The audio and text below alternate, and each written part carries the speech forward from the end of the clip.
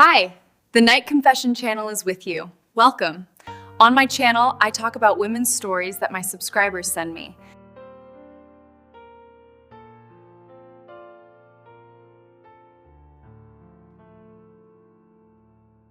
Part 1.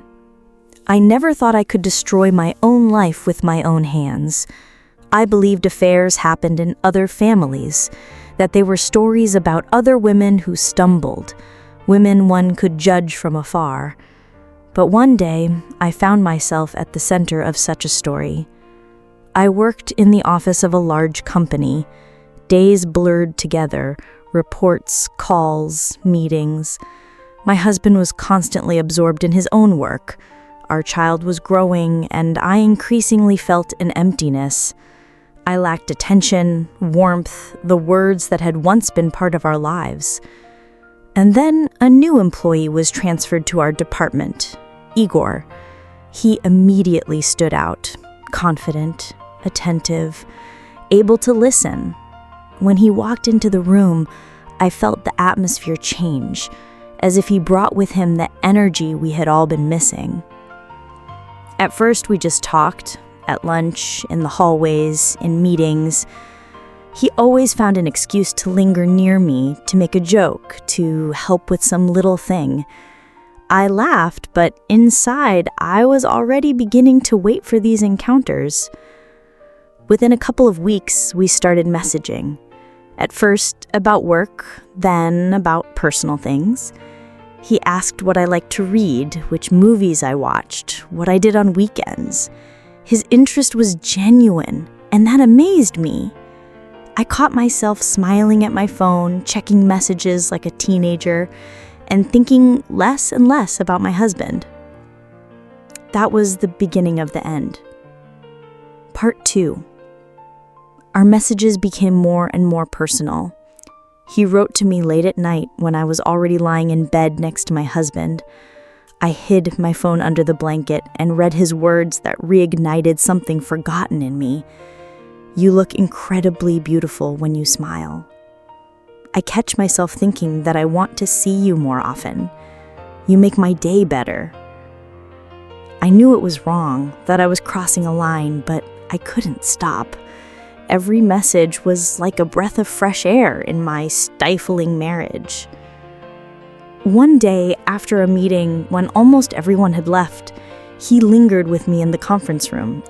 We were discussing work details, but his eyes said something else.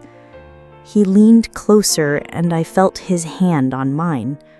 My heart pounded wildly.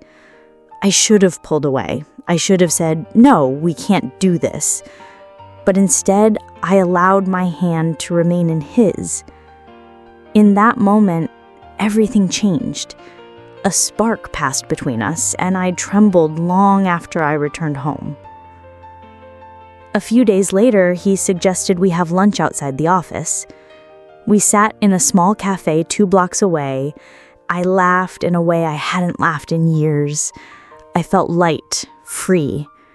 When we left, he held my hand and whispered, "I can't just look at you anymore.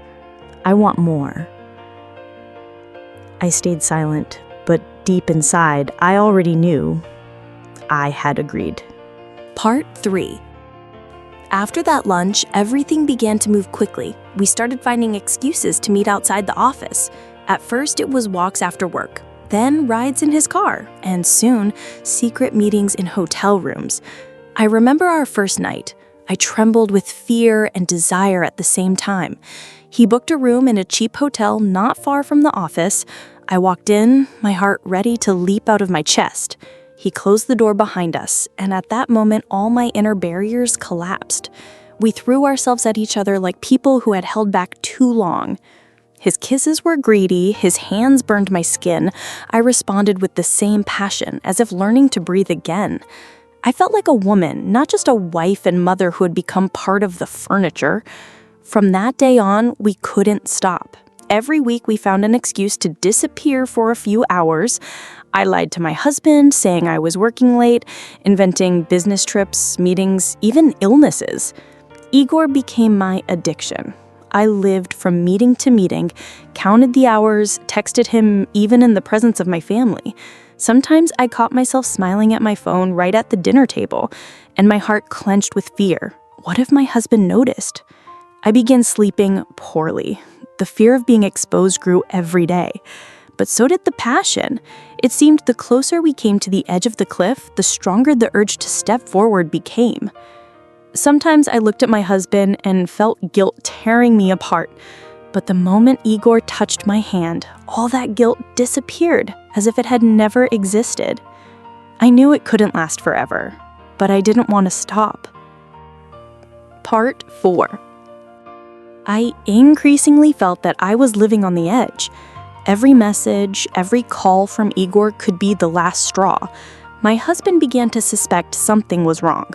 He asked questions, looked at me more closely, started checking where I stayed late.